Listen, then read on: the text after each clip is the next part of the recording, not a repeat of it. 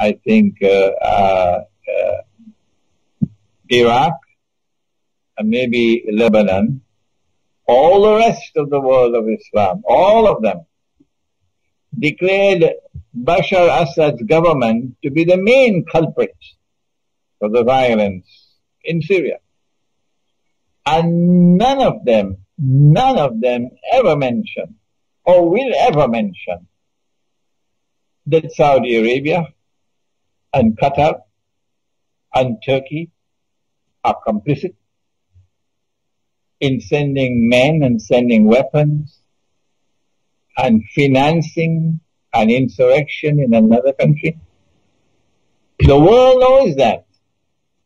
But these men assembled in Cairo, who spoke for the word of Islam, never mention a word of that. And they will not mention. And so Putin was presented with the spectacle of his ally, Iran, standing all alone.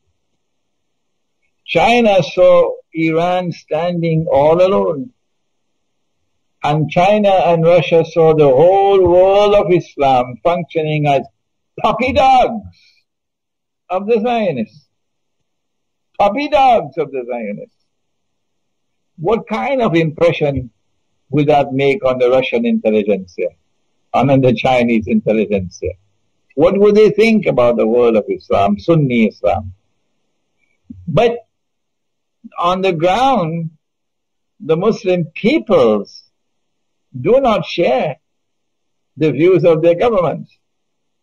But they don't have a means to express that view of their government, of their view on the subject of Syria, for example.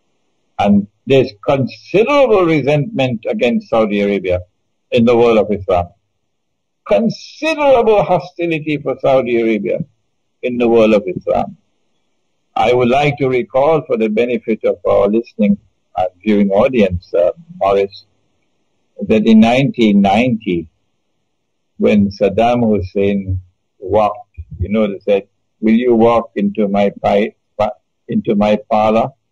Said the spider to the fly.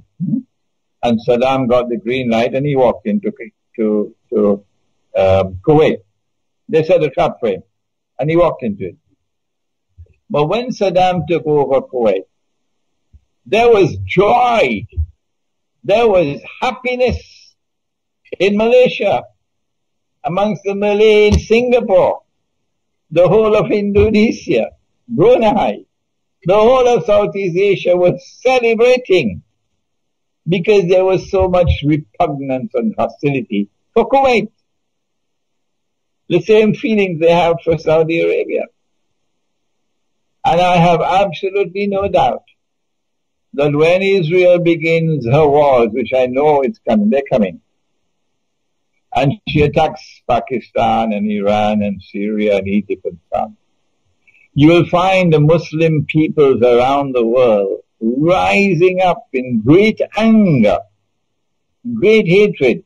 Little Israel, that is Singapore, is going to have the mother of all problems when Israel comes out from behind the curtain. And so the sentiments of the people are variant with the position of the governments.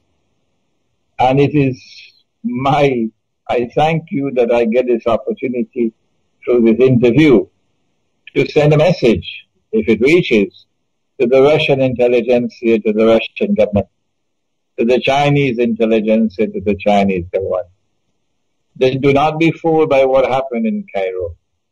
These are only the so-called leaders of the world of Islam who all have to bow down before the Zionists. But they do not represent the views of the Muslim people.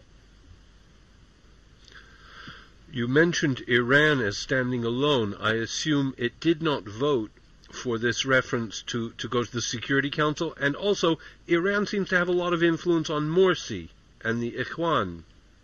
Is that the case? No, that's the window dressing.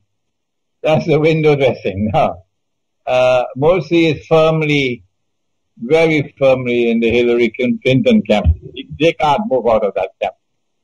They must have made a deal with Washington to be able to get to where they are today. And there's no way they can get out of that embrace. No. So they can try whatever they want with Iran, making a visit to Iran or getting Iran to visit. It doesn't change the ground, the reality. The reality is that Egypt is in this camp.